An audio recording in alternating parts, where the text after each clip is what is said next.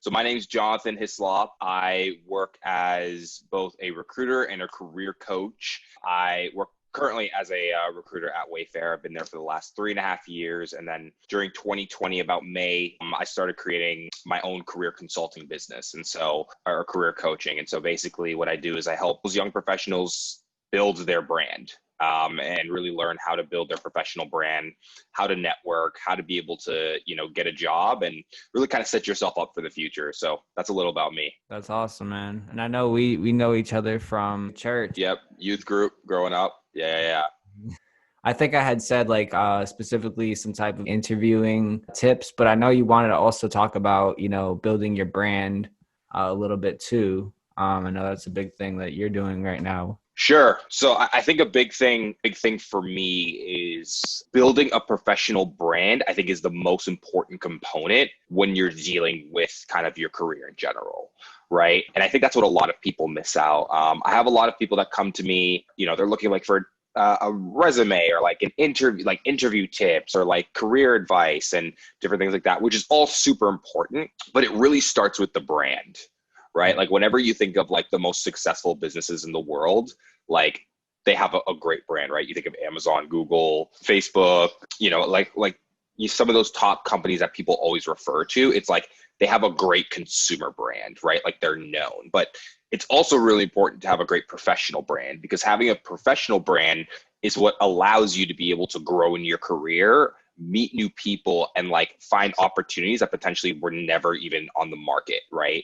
And so I think that's a super important thing, and really kind of one of my goals just in general is to help teach people how do you build your brand? How do you go about making sure that you can become reflective and I guess known in your industry in general? So that's kind of a little bit about me, and my big message.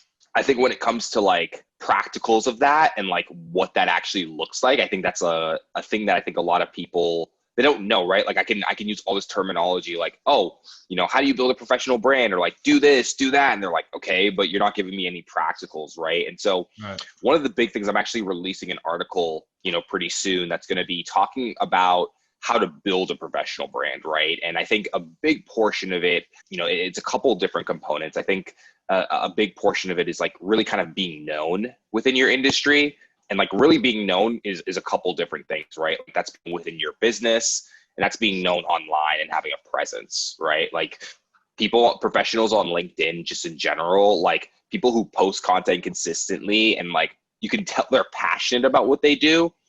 They're the ones that end up getting a lot of great opportunities, right? So, I mean, that's just a small component to it, where I think that's kind of a big thing that I think a lot of professionals, especially on the kind of younger side, really miss and don't understand. So that's really kind of my big message and different things like that. So that's awesome. And what would you say influenced you to come to that kind of conclusion about? I think this is really interesting, because I kind of understand that now a little bit more as I've gotten older, but who influenced you to really think that way on that level, kind of a macro level?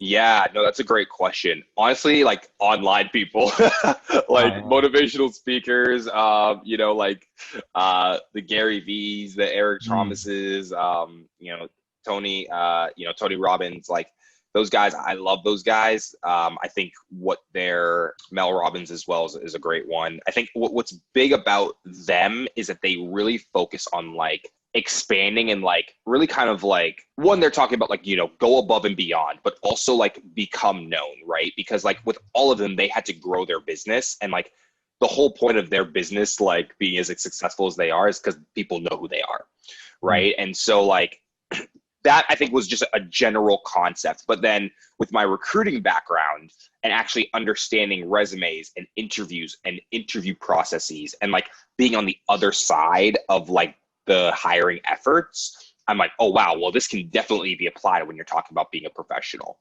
right? Because it really showed me I'll have a role open, and my hiring manager will just come to me oh, I have this person that I think is great, or oh, this guy right here, I've seen one of his talks, he definitely knows what he's talking about, right? And so I'll get these hires and I'll reach out to these people who never even knew about the job, don't know me, don't know anything, like just, it's not like we had a prior connection, but because they were known, they were exposed to different opportunities, right? And then they've obviously been able to get jobs that are, that are great just in general, or new opportunities and such.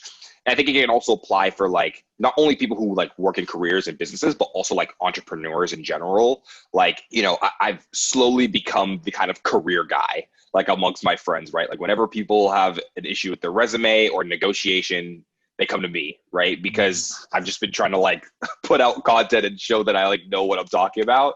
And it's like super important. And so I think it's really, that's really kind of how I learned it, right? Is like taking what a lot of these motivational speakers, a lot of what these people, talk about in their daily, and then applying it to my field, which is like recruiting and career, right? So that's kind of like how I learned about it. That's awesome. Yeah, man. I watch a lot of Gary Vee, at least on Instagram, a lot of his like posts. Yeah. And I like he's just very like unorthodox, and that's important. I think that's another thing in our generation too, is that if you're a recruiter, you're a younger recruiter, you probably see things a lot differently from the way, older recruiters or people in the past have seen people applying for jobs in general. Like, right. Probably just a different frame of mind. Interesting too, like Definitely. with degrees and stuff, it's not so much important to have a degree, or as it was when we were growing up. A lot of different things. Definitely. Like you're saying, if you build that brand, you're getting opportunities people with multiple degrees probably wouldn't get. Right. Definitely. No, I couldn't agree more. I think honestly, and also too, like in the news, Elon Musk, I feel like he's a great example of somebody who built a brand. Like he really could do anything he wants. He's bigger than Tesla. Yeah. He really can. No, definitely. All these opportunities. Yeah. It's funny, like Elon, like I believe, I could be mistaken, but I believe he got like his MBA from Wharton or whatever, and which is a UPenn, but like he talks about like, you don't necessarily need a college degree, right? And I think about him is like, he's like, his brand is that he's like an innovator and like a leader, right? Like he just thinks so outside of the box, bit of an odd dude, but like, he definitely thinks outside of the box. And like, because of his outside thinking, he's been able to like revolutionize the car industry, right? And then he's like also trying to go to space and be in Mars, and like, and he is, and now I believe he actually just passed Bezos for richest man in the world. Yeah. Which is pretty insane, So, I mean, definitely his brand definitely helps. I think even if he left Tesla, I think Tesla would still have the notoriety, but it's definitely in the same way that Apple is aligned with Steve Jobs, is like, I think he's aligned with like Tesla. So I guess my other question would be, let's say somebody's an entrepreneur, right? And they're not necessarily looking for figuring out how to do the right interviews, or I think they're probably looking to network a little bit better and to do things more along those lines. What would you say to them? Like, how would they get started? Do you think it's mostly about just putting out content and just networking as much as possible? Or do you think it's really formulating some type of idea and then going and presenting it to the right people? Yeah, so I definitely think it depends on the entrepreneur, right? Like, I think the big thing, and that this is something they always teach in like kind of, at least in a lot of like marketing or like entrepreneurship or business 101, like my degree was in business. And it's the idea of like, if you're creating something, is there a need, right? Like, is there a need for, whatever you're creating? For me, like when I was starting, a big thing for me was like, I saw a need that people were like, I don't know what to do. Like, I need help with my resume. The layoff point was like super high, or the unemployment rate was getting really high. And so I was like, okay, there's a need here for people like me who have that experience in general. So I think it just depends on kind of like what that area is. And I think it just like, it kind of depends and varies like industry by industry. For me, like, a big thing for me is I had to show that I was an expert, but I definitely know what I'm talking about when it comes to resumes and interviewing and different things like that. Like, I feel confident about that, right? And so I think if someone's networking, I think posting content about like what they're doing specifically and like its impact, I think can make a huge difference in being able to get exposure. Like, you'll see on TikTok today, and like, I don't really use TikTok, but the other day I saw someone talking about like dental hygiene, and it was like, they were basically using like the platform to talk about, don't do this, don't drink this, yellow's your teeth. Like, super, super quick, super formal, but they showed they were an expert, right? And I guarantee you, with most of us liking our smiles, right? Like, or wanting a nice smile, like people are going to tune into that, right? And I guarantee you, if she's out of practice or whatever like that, she's driven more business. right? And so I think it's really important, like if people are networking, like build content to show that you're an expert within a field, or you can build content to show that there's a need for what you have, right? And I think that's like some of the big things that I think a lot of people either don't miss. Like they're just trying to like find ways to make money, which, money is great. And, and definitely like building that, and it puts food on the table. That doesn't necessarily mean that it's going to grow over time, right? Versus like someone who's able to build something, show a need for it, and then become more known for being the person to fill that need. So that's kind of the way I view it. And that's what I would recommend to entrepreneurs is like, show that you're an expert in it, show why it's important and why people need to do it, and then show that you're the person to help them do it. Right. That's the way I would approach it. You really need to fill a need. Like that's really important, because sometimes people don't know what to do in certain situations. If you can provide that expert advice, that's like what people go to doctors for in general, or like other industries. Right. That's pretty cool. Yeah, man. What has been like the most exciting part about starting like your own business? Like, what would you say has really like driven you to keep going? And that's a great question. I think it's knowing that I'm helping people, like knowing that like, I wouldn't say I'm changing people's lives. Like, when I think of that, I think of people who are like doctors or even, pastors, or like, I wouldn't say I'm like doing that. Like, I don't think it's like the most noble thing, but I definitely am helping people. And like an example of this was like, I worked with a client who had been working at the same company for 30 years and basically like got laid off. Right. After 30 years, had a family, everything. Right. And he came to me, I helped work on his resume, gave him some tips just on like applying and different things like that. And then he was able to land a job, right, during the pandemic, right? And getting that text knowing like, hey, just want to let you know, like, I got a job. I'm excited. I'm starting this day. Like, that is just the most satisfying feeling, because I know that that not only affects him, but also like his family, right? And then I think too, being able to like, I think learn and like grow. Right. Like I've definitely learned, like I've started to learn like what works, what doesn't work, right? Like what's the type of content people want to see? What's the type of content people don't want to see? What are some of the things that I can grow and become better at?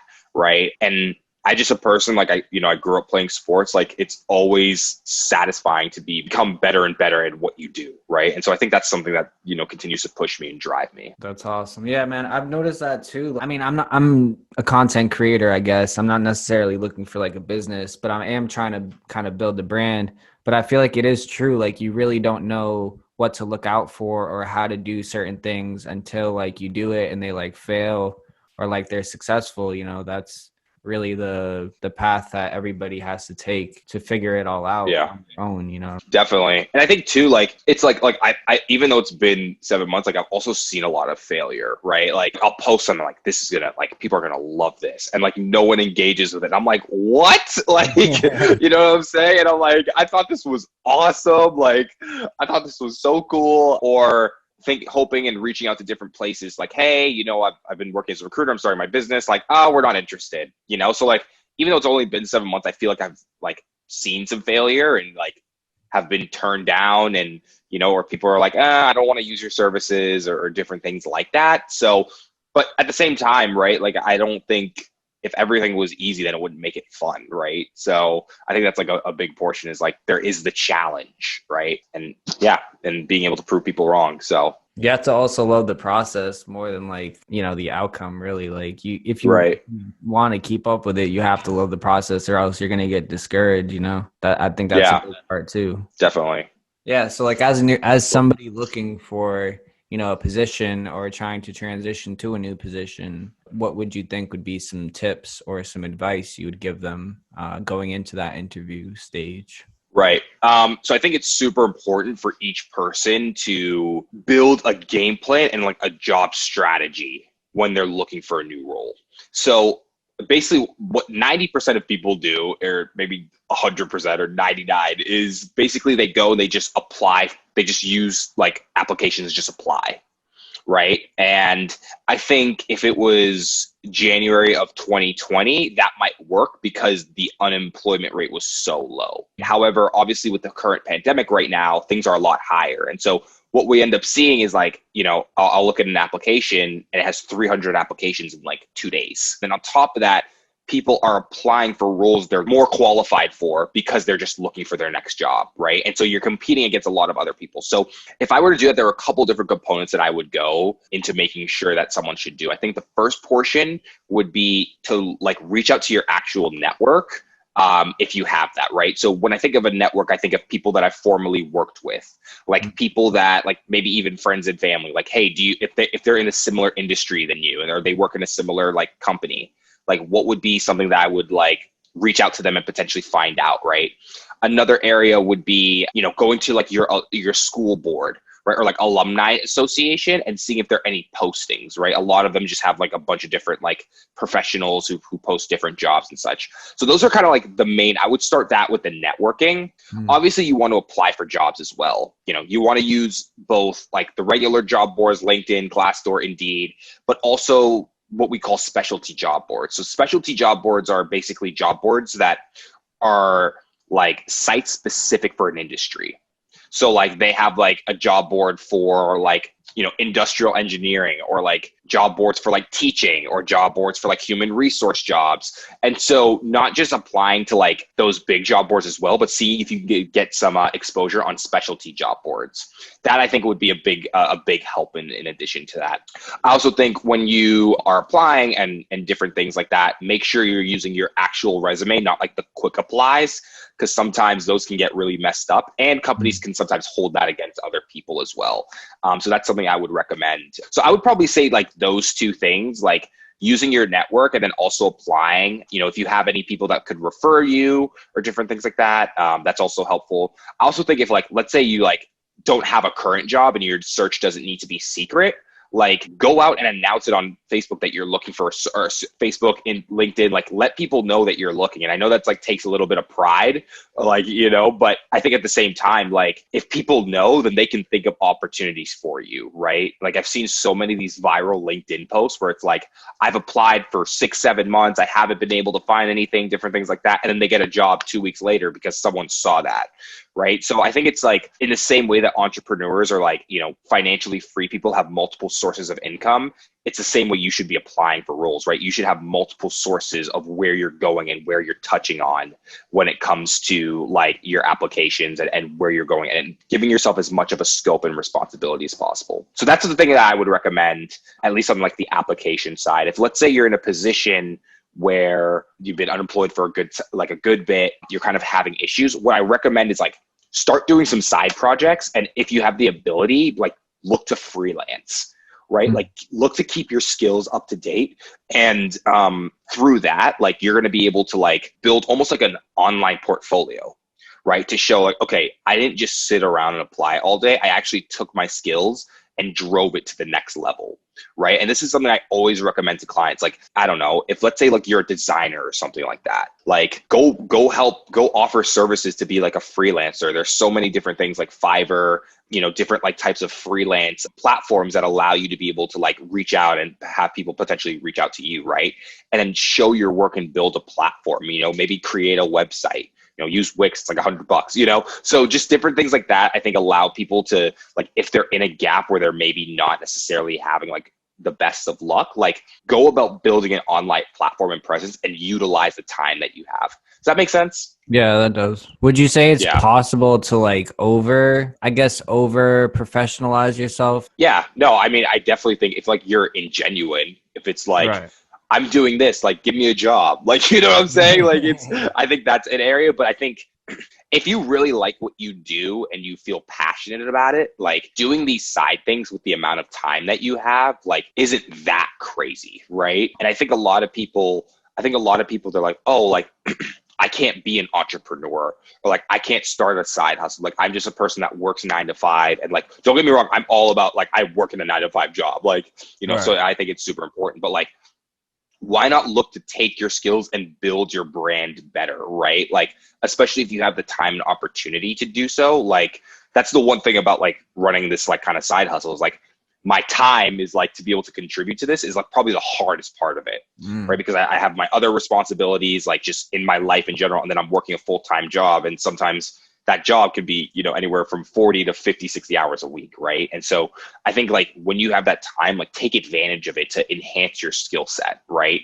And because then when the market recovers, if you're competing against someone who has been maybe laid off the same amount of time, but you're showing a whole outline of what you did and like how you built a portfolio or how you started freelancing and working on all these different projects, and you're able to bring that in an interview, that can make you stand out versus another candidate. So I think that's just like a big, big difference and really kind of helpful for people in general. I think a problem too is people have sometimes they don't really like the position they're in.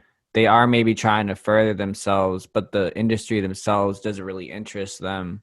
So it's like, how do they? Right. I guess it kind of shows, like you're saying, like it would show if you're not trying to improve yourself in that industry in that way. Right. I guess that's what people are looking for, is people who genuinely want to be in those industries. Right. Right. I definitely. And I think like the other part too is like some people get put in, like, I think what this pandemic and, kind of coronavirus has exposed is that certain industries are very susceptible to like the ups and downs of the economy, right? And so I think a lot of people, what they've been trying to do is also figure out, okay, can I maybe move to a different industry that is a little more safe, right? Or like something that is still going to be there, right, when I need it. And so I think for people like that, like who are looking to make a career change, like the approach is almost similar, right? Like I think one, you have to identify, like, I've had people reach out to me or whatever that are trying to go from like maybe like sales or like marketing or something like that, and more so going to try to go to like product management or project management. And so being able to drive things end to end through, right? And a lot of the skills are very similar, but they don't even know where to start, right? They don't even know how to make it to the next industry, right? And so for people like that, what I would recommend to them is like, go do your research. Like, do you need to go get more education, right? Is this something where you're going to have to pick this up? Maybe is there like a certification you can get, or like a boot camp or something that you can do to help give you a little more credibility within the industry, right? And then basically what I would do is go join a LinkedIn group, go connect with as many people as you can in that group, and then reach out to those people and see if you can have a networking conversation with them to learn about what they do in their job, how they got there, and any advice that they would recommend to you. And then I would then recommend to someone like, okay, maybe pick like 1 to 3 of these people and have them actually be your mentor, right? Someone you check in with on a monthly basis. And then what's going to end up happening is like, you're not only exposed to them, but if the higher up they are, the more of a network that they have, right? And so they're going to be able to help you. Like, hey, honestly, I would recommend maybe you need to go back and get your MBA. All right. Or maybe, hey, this is a certification that really helped me, and that's something I would hire for on my team. This is something I would recommend, right? And so then what you're doing is you're really kind of setting yourself up to make the transition, right? And you've really put in the work, and you're giving yourself a little more preparedness than just, I'm just going to apply for these roles, but I have no like experience or context that applies to it. So that's like a big thing that I would recommend to people, right? Like if you're in an industry where maybe it's a dying industry, or it's like an industry you don't like, and you're looking to make a transition, like build groundwork for it, or like make sure you do your research, figure out what it takes to be qualified, and then find people that can help you get there. Right. And I think that's what makes all the difference for sure. So, yeah. How big do you think the interviewing goes along with all of that we were talking about, like the resume, the side projects? How important do you think the interview itself is? Yeah, absolutely. So I think there are a couple things. I think the resume, like a lot of people think that resumes get you jobs, and that is not true, right? Resumes get you in the door, right? They get you a conversation. I've talked to people, they have an amazing resume, and then I talk to them, I'm like, you won't fit at this company, right? Because either they have attitudes issues, or like they really embellish their experience, or different kind of things like that, right? So I think when it comes to interviewing, I think the big thing that what I recommend with people that I'm like interview, like one of my services is that I do interview coaching, right? And so I help people, like if they're going into an interview, like, hey, I really need some help, like help me out, And so what I would do is like, I would come in with research. I would come in with a bunch of different examples of how I was able to drive something. And then I would answer in what we call the SAR method, which is situation, action, result. So basically when people ask you questions, so like, let's say you get asked the question. So like, how did you deal with how do you deal with challenging coworkers? Like, what's your approach, right? You could answer the question basically where you're saying, well, I try to find a medium ground, or, I work with my boss to figure out and get the best advice to drive it forward. Or you can actually name a situation, right? Like, well, there was this one situation, we were working on this project and we had this stakeholder who was really, really difficult. And so basically what I decided to do was figure out what were the main issues that he had, right? And what could I do to solve them? And so basically what I did is I wrote out a different things, some lists of problems, and we came to a compromise. From that, we were able to drive the project and it was able to be successful. And this, and this happened, right? So the way I answered it is like two different questions, like two different ways, right? Like one is like, here's what I did. Here was the situation. Here's what I did. And here was the result of that, versus like, oh, this is something that I might do, or like hypothetically, I try to do that, right? So I think it's always great for a candidate to be able to talk about experience rather than in hypotheticals. And I think it strengthens their ability to be able to look as a credible candidate. So that's how I would say. Yeah, that's tough for people, is to actually even think of one experience. And that probably makes them look a little unprepared. Right. Right. Yeah, definitely. And I think if I were to recommend to someone, like, write out maybe some of your best examples, like some of the things that you've done, some of the things that you're proud of. You could also, like, another thing too, and even just adding to it, is like, show that you're a continuous learner, right? Mm-hmm. Like for me, I read a lot of stuff in general, but like I also read recruiting news, right? Like, what's going on in the recruiting world? What am I doing to show that like I'm up to date? How am I using the latest recruiting technology to be able to drive processes and figure out the best stuff? Right? Like, that shows to me, if I'm interviewing someone and and that shows that they're like trying to keep up with the industry and what they're doing, that's usually a good sign, right? Because it shows that they're an active learner, right? And so I think I also recommend, like, and this is something that people should be doing well before they start interviewing, but even if they haven't, like, the best time was yesterday, like the second best time is now, like, start doing that, start learning on the industry, start doing the things that you want to be able to like aspire to, and being able to talk about that in an interview as well. So you're saying, like, we're talking about building a brand, right? And also several sources of income as well. As Sure. a recruiter, what is it that like you really look for? Maybe not in terms of, like we were talking about side projects, resumes, credentials. What's Right. something you look for in somebody that you kind of always are looking for? Sure. Yeah. So, my expertise has always been in like technical, right? So engineers, kind of the technical space. But I think there's the experience aspect, and I think there's always components, right? Like, there's just a general good candidate. I think when I'm looking for someone, like, I want their experience to align, right? And just in general, right? So I always recommend to my clients, I'm like, don't just apply to roles that you're not qualified for. Like, because it's just like, if I'm the recruiter, like, there's just more likely than not, they're not going to take a chance on you. And you're just going to get discouraged from the rejection, right? So that, experience, I think in general, is like super important. And then I look at the components of like who a person is, but more so how they would function in a workplace, right? So when I ask, a lot of the questions I'll ask is like, is this person a collaborative person, right? Are they able to give me examples that they can work together as a team, right?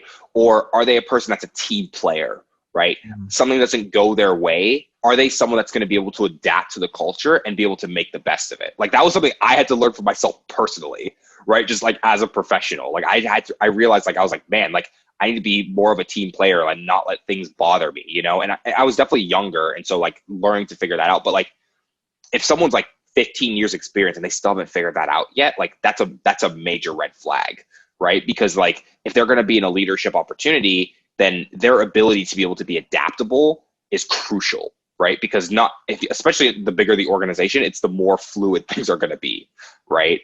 And so I think that's an area where I think that's super important, I think just in general. So I would say a person that's able to be collaborative, a person that's a team player, and a person that's able to be like adaptable, right? And being able to, like, if something comes up and, it might put like, a delay on something, are they going to be someone that's flexible and can like problem solve very quickly? So those are kind of the components that I would look at for somebody. And I think that it doesn't matter the industry. It matters like what you did in your previous roles to be able to display that. And so like an example would be like, I could be interviewing for like someone working the front desk at CVS, right? And maybe they were like a camp counselor previously, or like, you know, kind of something like that. And they could give me an example about how they had a day where they were running an event and none of their technical equipment worked, right? And so basically they came out with some ingenious way to make sure that the program went through and they made the best of it, right? Like that to me shows, okay, this person thought on their feet, right? Like they thought and they were able to be adaptable. They didn't sulk. They weren't like, oh, well, it was this person's fault or this person's fault. It was like, here was the situation. I needed to figure it out. So I just came up with this and I made the best of it, right? And next time when we had an event like this, I made sure I had a backup situation, right? So it doesn't matter the industry. It doesn't matter, like you could be an engineer, you could be a doctor, you could also be, you know, a janitor or like an Amazon delivery person, right? Like it doesn't matter, I think, as long as you carry those components, right? And so I think it's really important for people, like when they're interviewing and just like in general, like talk about what you did previously and have a sense of ownership of that, right? Like be proud of what you did, regardless of, you know, even if it's something where you're embarrassed about it, like be proud of being able to talk about what you did. Because experience, like there are a lot of people in the world that don't even get to work, right? Or like don't even have the ability. So I think like just being proud of that, it when people show that confidence to me, it definitely recedes in general. That's important. Yeah. And like you're saying, like it's all the branding is you really have to have that confidence. Totally. Yeah. I mean, it really, like, I think the interview is the hardest part sometimes because it's like it really exposes like whether you know, are prepared, whether you're really fit for the role. Right. And I think too, like, I think it is putting yourself out there, right? Like people fear rejection. People fear failure. Right. And like, you know, I mean, I'll put up my YouTube videos like on content or whatever, and like the quality's okay. I do it from my iPhone. Like, you know, it's not like I have this whole setup yet. I can't afford it yet, you know, but at the same time, like I'm not afraid to fail. And like, I'd rather put something out there and like learn from it rather than just not do it at all. Right. And I think that's like with that's like with anything in life, but especially in interviewing. Right? Like, you know, just in general, like every time you go in an interview, you have more experience interviewing. Yeah. Right. And so I think like that's just the way that people have to approach it and just kind of put themselves out there. And I think it's the same thing with like when you reach out to people and when you put out your stuff on your professional brand, it may not get the reception you hope for, or it may blow up.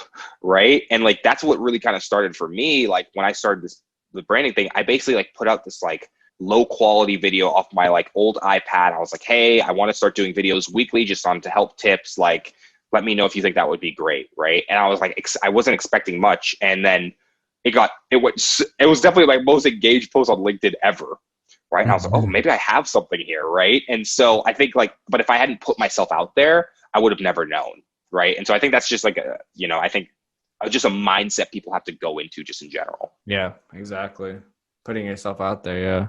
Another question I had, let's say like, you know how a lot of times people they're trying to basically not impress, but just put their best foot forward, show that they're, you know, fit for the job. But then there's the other aspect of negotiating and actually not, you know, taking certain positions because they may not be fit for you. How do you kind of balance that, especially with the pandemic? How do you just kind of like step back and say, okay, this might not be the position for me? Or even just negotiate a better salary during these hard times? How would you do that? Yeah, that's a great question. So I think there's a couple components. I think one, when you're in negotiation, I think you have to think about the role and the growth potential, right? Like whenever I think of a role, basically when I was interviewing at Wayfair, I had another company that gave me an offer that was actually going to pay me more than what Wayfair was going to, but the thing about it was I was like, okay, like Wayfair, I see the growth here of Wayfair, and I've seen other people get promoted. In the other company, it took a long time, right? And it like my component was money is not my motivation here. It's like the long-term career growth, right? And I've been able to grow in this company and, you know, steadily had increases over time. And so I think that's the first thing before you even go into negotiation. Think about, does this align with my career growth, right? I think when it gets to the money aspect, there's a couple different things that I would do. One, whenever someone is negotiating with me, the big thing is, do they have leverage, right? So if they have 3 offers, I don't have as much leverage as they do, right? So I think just in general, like when someone is interviewing, they should, or like let's say someone is like really good and I reached out to them and like they're at their current company, right? And they're happy in their current company, right? They have leverage, right? Because like it will take a lot more for them to leave their current position, like, you know, rather than like move to Wayfair. So I think that's something in general. So like I think when people are interviewing, understand if you have leverage or not. If this is the one company, you know, and you've been looking for a job for several months, like you don't necessarily have the leverage in general. So that would be the first thing. The second thing I would do is do research on the position. Like let's say they offer you, you know, say they offer you a $50,000 salary, you know, for whatever role, right? Do your research on what a job like that and the roles and responsibilities, like do your research on Glassdoor, Indeed, different things like that, that actually have salary calculators that can show like if you put in your years of experience, you put in the job title and like where you live, right? And see if that salary is aligned, right? Usually when a company's offering you, they should be in what you call the 50 percentile, which is basically like in the bell curve. Like they should be like kind of right in the middle, right? Depending on how well, you know, how renowned the company is, how much money they have, you know, that could obviously go, you know, a lot higher. So I think coming in, you should also do your research in general, right? But also understand that you do have some power as a candidate, right? Like a company has just spent upwards of thousands of dollars to interview, right? Because if you think of the time of all of their interviewers and then multiply that by the hourly rate, right, that they make and all of the time they've taken to interview you, not only you, but other candidates, right? And so I think a big thing is being able to be like, they've picked you because they believe it's the best bet. And they believe that your hiring will reduce their risk, right, of being a bad hire. So understand that, right? And like try to push, like, honestly, what I was looking for and I was targeting was this amount, right?